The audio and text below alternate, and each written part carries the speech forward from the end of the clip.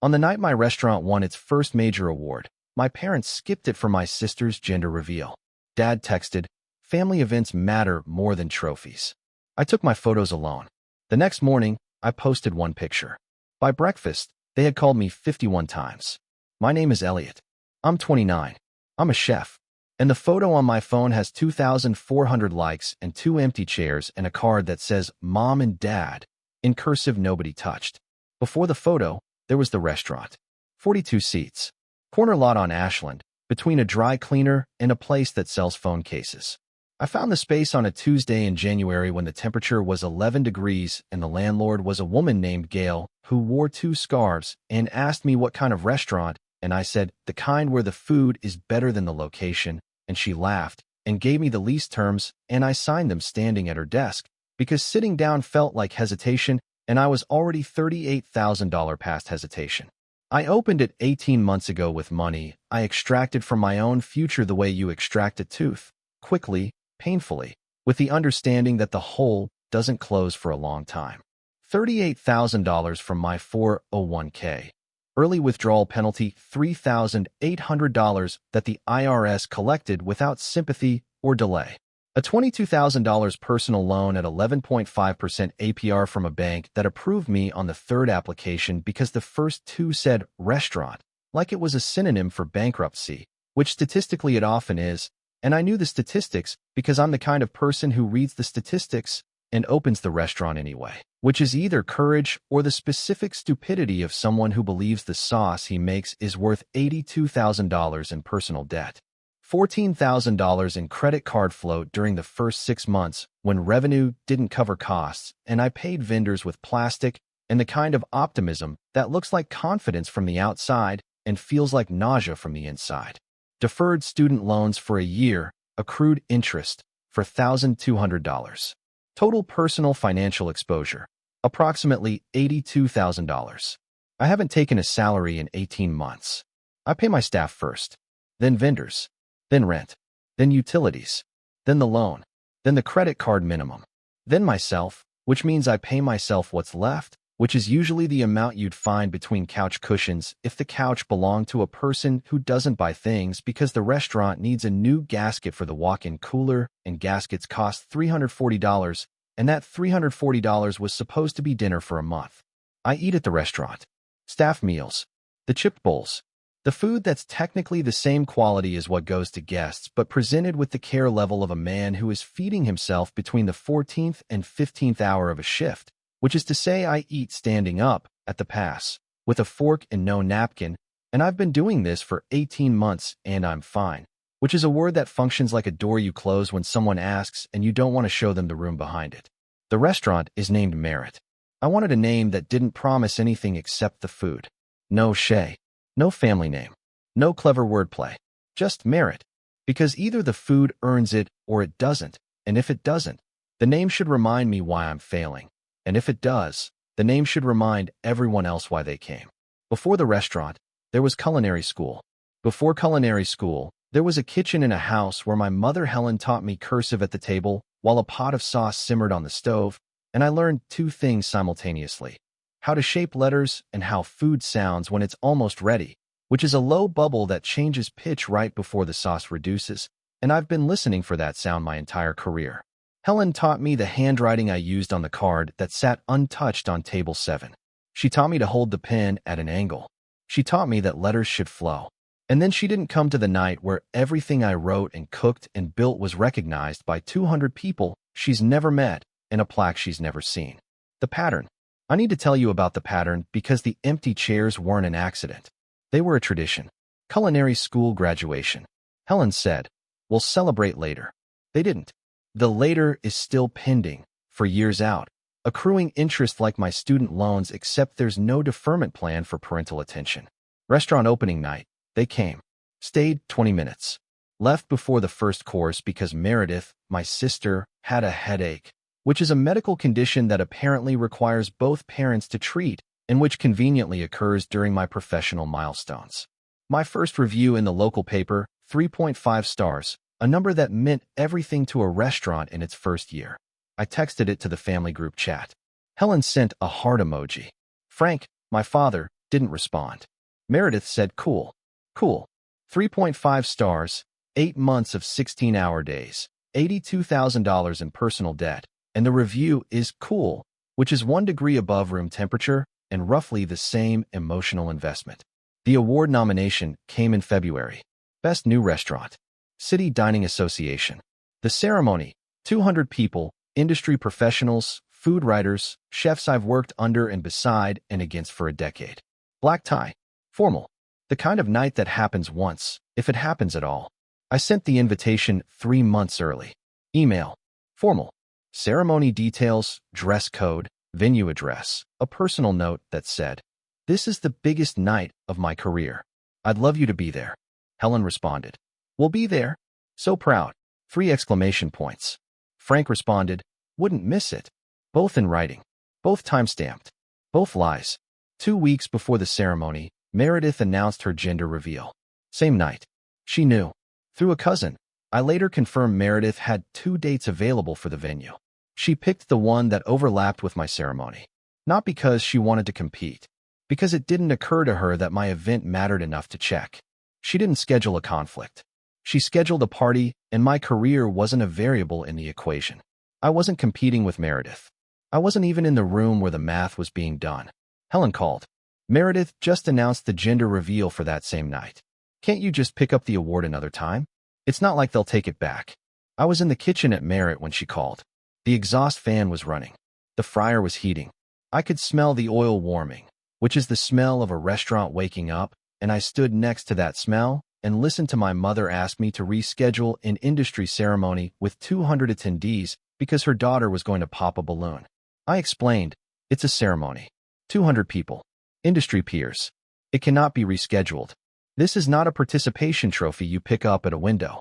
This is a night that happens once, in a room, at a time, and the time is the same time as a gender reveal in a living room with 11 guests and a balloon full of confetti." Helen. "Well, we can't be in 2 places." I offered a solution.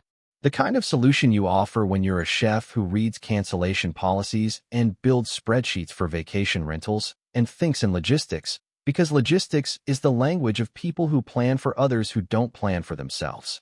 The gender reveal was 5 to 7 p.m. The ceremony was at 8. 20-minute drive. I said, "I'll book a car service." My treat. You go to Meredith's from 5 to 7. The car picks you up. You're at the ceremony by 8. You don't miss either one. Helen was quiet for a moment. The exhaust fan hummed. The oil popped in the fryer behind me. Then she said, "That's too much running around. We'll just stay at Meredith's. $80. That's what the car service would have cost." I looked it up after the call. $80 for a sedan, round trip, with a 20-minute wait at the pickup. I offered $80 for my parents to watch me win the biggest award of my career. Helen said the driving was too much. The same parents who gave Meredith $8,000 last year, through Aunt Catherine I found out later, for wedding-adjacent expenses, which included a honeymoon upgrade, registry completion, and nursery pre-planning. $8,000 for Meredith's vacation and paint colors. $5,000 refused for my payroll bridge. $80 rejected for a car ride to the biggest night of my life. Those 3 numbers, $8,000, $5,000, $80, tell the entire story of this family's ledger, and the ledger has never balanced in my direction. Frank texted the day before the ceremony. Family events matter more than trophies. Family events. The gender reveal had 11 guests. 11. Meredith, Troy, Helen, Frank, Troy's parents, Troy's sister, 3 friends, and a neighbor. 11 people in a living room. My ceremony had 200. Frank chose 11. He chose a living room over a ballroom. He chose a balloon over a plaque. He chose watching confetti over watching his son.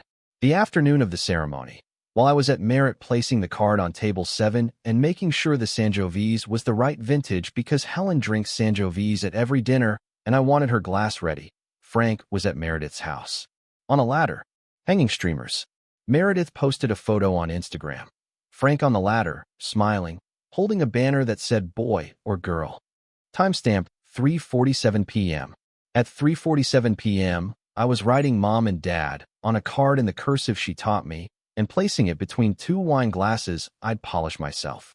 Frank has never visited Merit. Not once. He spent 4 hours decorating his daughter's living room for a party with 11 guests and 0 hours in the restaurant his son built with $82,000 and no days off. I asked him for help once. 8 months in. The credit card float was at $14,000 and payroll was due and a catering contract hadn't paid out. I called and asked for a loan. Not a gift. A loan.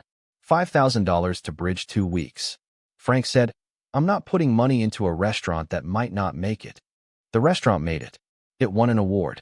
The man who wouldn't invest $5,000 spent 4 hours on a ladder for a balloon. Before the photo, there was table 7. Best table in the venue. By the window. I reserved it 3 months early, the same day I received the nomination letter, because I'm the kind of person who reserves tables 3 months early and reads cancellation policies and builds spreadsheets and places cards in cursive, because preparation is the only form of control available to a person whose family cancels on him 2 weeks before the night of his life. And I wasn't going to let the table be unprepared even if the people were. I placed the card at 4 p.m., drove to the venue from Merritt, still in my chef's coat, changed in the bathroom into the suit I'd bought for the occasion, a navy blue suit that cost $340 that I put on a credit card, because $340 is what suits cost when you want to look like someone who belongs on a stage, even though the stage is the only place you've ever felt like you belong. I placed the card on the table myself. Mom and Dad. Cursive. Helen's cursive, the one she taught me at the kitchen table while sauce bubbled on the stove, the letters flowing the way she showed me, the pen at an angle, the ink smooth. I placed it between 2 wine glasses I'd polished with the napkin from the place setting because the glasses had watermarks and watermarks are not acceptable at a table you've set for your parents at the most important night of your career. I pre-selected the wine, Sangiovese, 2019, the year I started at my first head chef position. Nobody would notice the vintage except me, and I chose it anyway, because some details exist for the person placing them, not the person receiving them. And the person receiving them wasn't coming anyway, but I didn't know that yet. The server opened the bottle at 7:30, poured 2 glasses. The wine sat on the table in the warm light of the venue, the light that makes everything look golden and important, the kind of light that could make even 2 empty chairs look like they're waiting for someone instead of proving that nobody came. The ceremony started at 8. Best new bakery, best brunch, best bar program. Each winner walked to the stage from a table surrounded by their people. Partners, parents, staff, friends. Each winner had hands reaching for them as they stood, pats on the back, someone holding their phone to record. I watched 4 categories before mine, and I watched the tables, and I counted the people at each one, and none of them were empty. Not one. Best new restaurant. My category. When my name was called, 200 people applauded. My sous chef Marco, 34, who has been with me since month 3 and who describes everything as solid, including funerals, weather emergencies, and once a grease fire that required an extinguisher, was in the back row. He clapped with both hands above his head, which is not subtle, but Marco has never been subtle about anything except his tattoo, which he claims was intentional, and which was clearly not. Danny, my line cook, who brought flowers she'd bought at the bodega across from Merritt and wrapped in the brown paper we use for takeout, because Danny doesn't own wrapping paper and doesn't pretend to, was standing by the bar holding the flowers in one hand and her phone in the other, recording. The applause came from every corner of the room except table 7. 2 chairs, 1 card, 1 bottle, 2 glasses full of wine warming under the golden light. I walked to the stage from the only silent table in the venue, took the plaque, smiled. The photographer, a man with a camera strap that said Dave in faded letters who had been shooting award ceremonies long enough to know which smiles are real and which are architecture, said hold it up. I held it up. In the photo, past my smile, past the plaque, if you look at the background, you can see table 7. Empty. 2 glasses catching the light. 1 card between them. The most carefully prepared table in the room and the most empty. Meredith posted the gender reveal at 8:47 p.m. Pink confetti. Everyone cheering. Helen crying happy tears. Frank with his arm around Troy.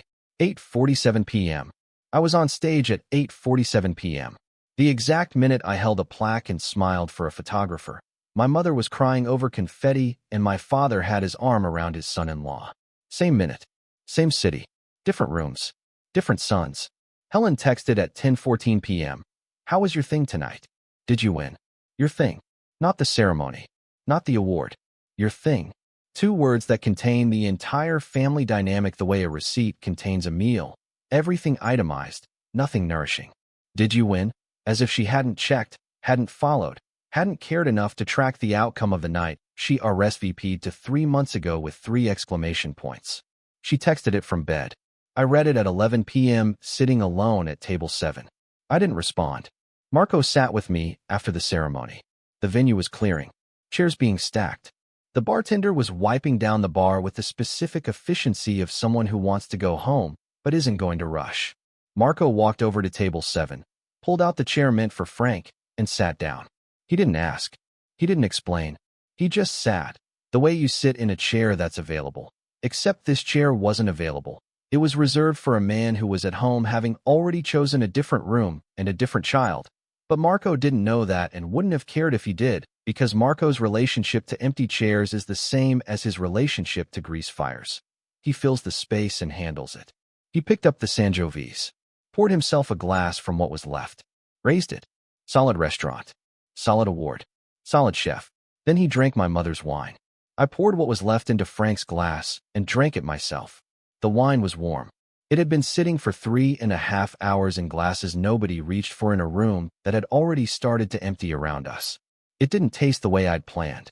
It tasted like a 2019 Sangiovese that had been waiting for someone who didn't come, which is not a flavor profile listed on any wine menu, but is one I'll remember longer than any vintage I've ever opened. We finished the bottle without saying anything else.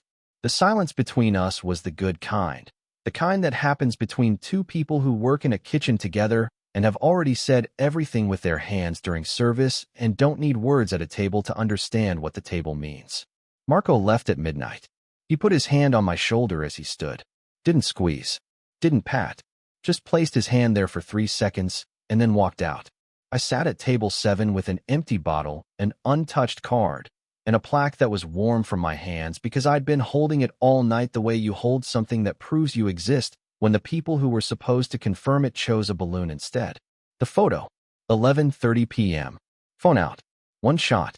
Table 7. 2 place settings. 1 used. Mine. Crumbs. Used napkin. Pushed back chair. 1 untouched. Helen's. Pristine. Fork unmoved. Glass full of wine nobody drank. The bottle between the settings, empty now. The mom and dad card, still folded. The plaque leaning against the bottle. No filter. No editing.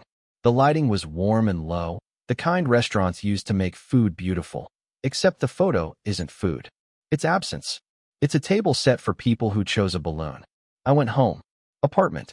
Small. The kind of apartment you live in when you put $82,000 into a restaurant and pay yourself nothing. I slept for 4 hours. Woke at 5:30. Made coffee. Sat on the couch with the phone. I didn't post the award photos. The ceremony photographer took 14 shots. Me on stage, holding the plaque, shaking hands with the association president. Professional. Polished. Shareable. I didn't post any of them. I posted the table 7 photo. Caption: One best new restaurant last night. Table for 3. Party of 1. 12 words. No explanation. No accusation. No names. No context. Just the photo and 12 words. After the photo, everything changed. Helen saw it first. Not on my page. A friend shared it. 6:42 a.m. She called. I was at the restaurant already, prepping for lunch, dicing onions, which is what chefs do at 6:42 a.m. because restaurants don't wait for family drama to resolve before the onions need cutting. The phone rang. I looked at the screen. Mom. I put the phone face down on the counter and kept dicing. Frank called at 6:58. Helen told him. Meredith at 7:11. She saw it herself. Then the rotation started. Helen, 19 calls. Her voicemails escalated like a weather system. First, call me. We need to talk about this. Third, that photo is misleading and you know it. 7th, take the post down, Elliot. This isn't fair. 12th, your father is furious. 19th, silence. She called and didn't leave a message. Just the sound of a phone connecting and a woman on the other and not knowing what to say, which is the sound Helen should have made 3 months ago when she RSVP'd, will be there, and shouldn't have. Frank, 14 calls. First voicemail, your mother is upset. 5th, You're making us look bad. 9th. This is between family, not the internet. 14th. Call me back, Elliot. The progression from your mother is upset to call me back is the arc of a man discovering that his text about trophies is now being read by people who aren't his son. Meredith, 11 calls. 1st, crying. 4th, you ruined my gender reveal memory. 8th, Mom won't stop calling me about your stupid post. 11th, you're so selfish. Selfish. From the woman who scheduled a gender reveal on the night of my award ceremony with 2 dates available and chose the one that overlapped. The word selfish in Meredith's mouth is a magic trick. It disappears the moment you look at it directly. Aunt Catherine, 4 calls. Troy, 3 calls. Total by 9 a.m., 51. I was at the restaurant during all of it. Dicing. Making stock. The phone buzzed on the counter every 3 minutes like a heartbeat that belonged to someone else's emergency. I didn't look at it until after the lunch rush at 2 p.m. I scrolled through the log while eating a staff meal at the bar. A bowl of the same pasta I served to customers, except my portion was in a chipped bowl because the good bowls are for guests, which is how I've treated myself my entire life. Good bowls for others, chipped bowls for me. And the phone was buzzing and the pasta was getting cold, and the 51 calls were about a photo I took at a table where nobody sat. By 8 a.m., 3 food bloggers had reposted the photo.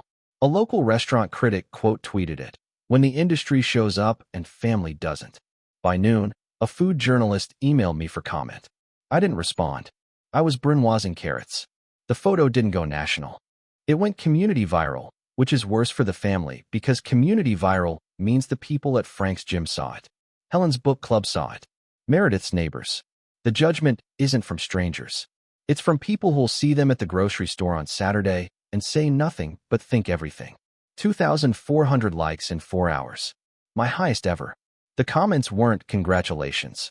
They were, I'm sorry, and you deserved better, and this photo says everything. The caption doesn't tell the story. The photo tells the story. The caption just counts the chairs. They came to the restaurant. Helen and Frank. 4 p.m. The afternoon light through Merritt's front window was the color of honey, which is the light I chose this space for. The light that makes the dining room feel warm before anyone turns on a lamp. I was in the kitchen breaking down a whole fish, a process that requires a sharp knife and steady hands, and the specific focus of a person who is separating one thing from another, which I was doing in more ways than one. Marco met them at the host stand. Marco, who has a tattoo of a whisk on his forearm that he got when he was 22 and drunk, and which he now describes as a permanent reminder that bad decisions can still be useful, looked at Helen and Frank and recognized them from photos on my phone. Chef's busy. Do you want to leave a message? They didn't leave a message. They sat at the bar. Helen ordered water. Frank ordered nothing. They waited. I could hear Helen's voice through the kitchen door, not words, just the tone, the specific frequency of a mother who wants to be let in, a sound I've been listening for my entire life the way I listen for sauce reducing. The pitch that means it's almost ready, the change that means something is becoming something else.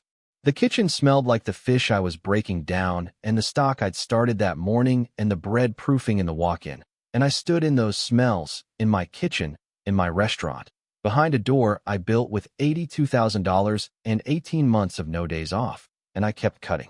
Not because I was avoiding them. Because dinner service starts at 5:30 and the fish doesn't prep itself, and the restaurant doesn't care about the drama happening at the bar. The restaurant only cares about the food and the guests and the staff, and whether the Sangiovese is stocked. And the Sangiovese is always stocked because I keep it on the list, because Helen drinks Sangiovese at every dinner, and some habits are harder to break than others. They waited 90 minutes. I didn't come out. They left at 5:30. As they walked out, the first dinner guests were walking in. Helen passed a couple on their way to table 3, a couple who would later order the tasting menu and leave a 5-star review that mentioned the chef's attention to detail and the feeling that someone cared about every plate. Helen walked past them. She didn't know who they were. They didn't know who she was. But they were going to sit in her son's restaurant and experience the care she chose not to witness. Marco told me after they left. I nodded, kept plating. The ticket machine was printing. The night was starting. Merritt doesn't pause. Meredith posted a response on Instagram stories. Some people care more about public sympathy than family. Sad that my brother would rather get likes than celebrate with us. Celebrate with them. At a gender reveal they didn't invite me to. The story got 14 views and 0 reshares. Catherine screenshotted it before it expired. 2 images now, mine showing absence, hers showing deflection. The internet chose mine because the internet, for all its problems, can tell the difference between a photograph and an excuse. Day 5. Frank texted, I said family events matter more than trophies. I stand by that. But I should have been at both. I should have been at both. The car service. The $80 solution I offered and he rejected. The 20-minute drive. The path to both events that existed and was declined. Frank's text is an admission that the answer was always there, phrased in the stubbornness of a man who won't say, I was wrong, but will say, I should have been at both, which is the same sentence wearing a different coat, and the coat doesn't fit any better than the original. Catherine called me that week. She said, I saw the photo. I didn't call to tell you to take it down. I called to tell you I would have been at that table if anyone had told me. Nobody told me, Elliot. Your mother told me about the gender reveal. Called me. Made sure I had the date. Sent an invitation. For your award, nobody called. Nobody sent anything. I found out from Instagram like everyone else. She paused. I could hear a kettle whistling on her end. She waited for it to stop, the way you wait for a sound to finish before saying the important thing. They didn't just not come. They didn't tell anyone it was happening. The award wasn't skipped. It was erased. The ceremony existed for me and for 200 industry professionals and for the plaque on the wall by the door. For my family, it was your thing, a thing that doesn't require notification, that doesn't merit a phone call to an aunt, that lives in the same category as a dentist appointment or an oil change, something that happens to Elliot on a Tuesday that nobody needs to know about. In the 2 weeks after the photo, Merritt received 340 new reservation requests.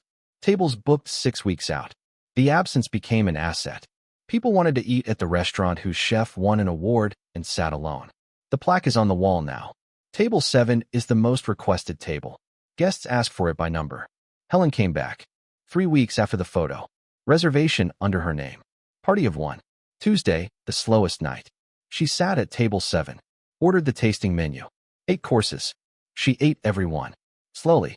The server said she didn't look at her phone once, which is unusual for solo diners, and which tells me she was paying attention the way you pay attention when you're trying to understand something you missed. She tipped 40%. Didn't ask to see me. Didn't send a note. She sat at the table she was supposed to sit at, ate the food her son makes, course by course, and left without a word. The host told me after. I looked at the receipt. Table 7. Party of 1. 40%. I stood in the empty dining room holding a receipt from my mother, and I thought about the card in the drawer, and the cursive she taught me, and the Sangiovese I keep on the list, and the sound sauce makes when it's almost ready, and I didn't call her. Not because I'm angry. Because showing up and eating 8 courses and leaving without words was the first honest thing she'd done since the 3 exclamation points, and I wasn't going to cover it with conversation. For weeks after the ceremony. Saturday night.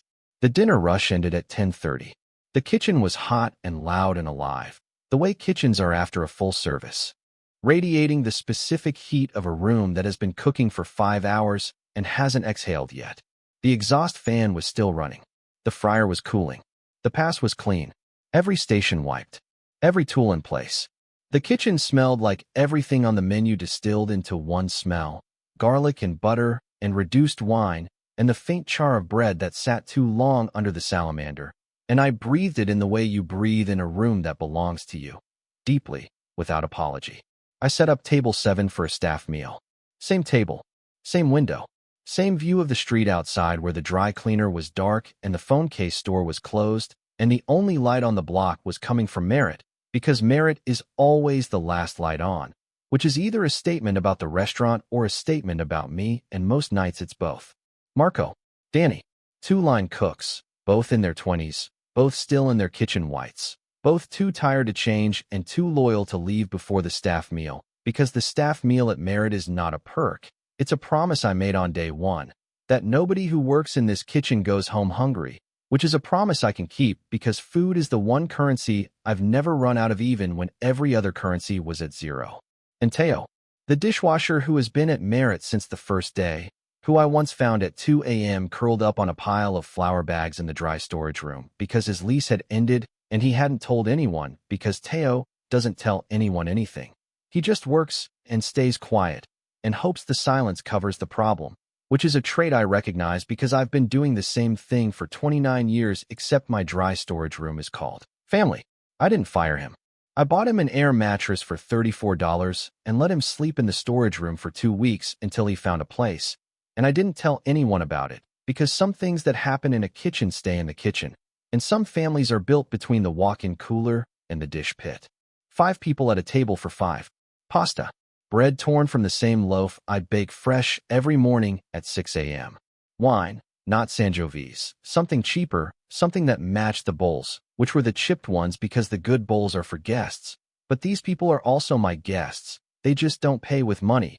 They pay with doubles and clean stations and showing up, which is a currency my family has never traded in. The table was full. No empty chairs. No untouched card. No wine warming in a glass nobody reached for. Just 5 people who built this place together, eating the food they made together at a table that 4 weeks ago held a bottle of wine and a silence so loud it echoed across the internet. I took a photo. Same angle as the first one. Same table. Same window behind it. Different everything else. The first photo. 2 settings, 1 used, 1 pristine. A bottle emptied by 2 men who filled chairs meant for people who didn't come. The second photo. 5 settings, all used, all messy, all real. Napkins balled up. Bread torn. Wine glasses with fingerprints. Teo's elbow on the table because Teo doesn't know table manners and nobody at this table cares because table manners are for rooms where appearance matters, and this room runs on something else. I posted it. No caption. Just the photo. The comments knew. They always know. The first photo was what my family left behind. The second is what I built instead. Same table. Same number.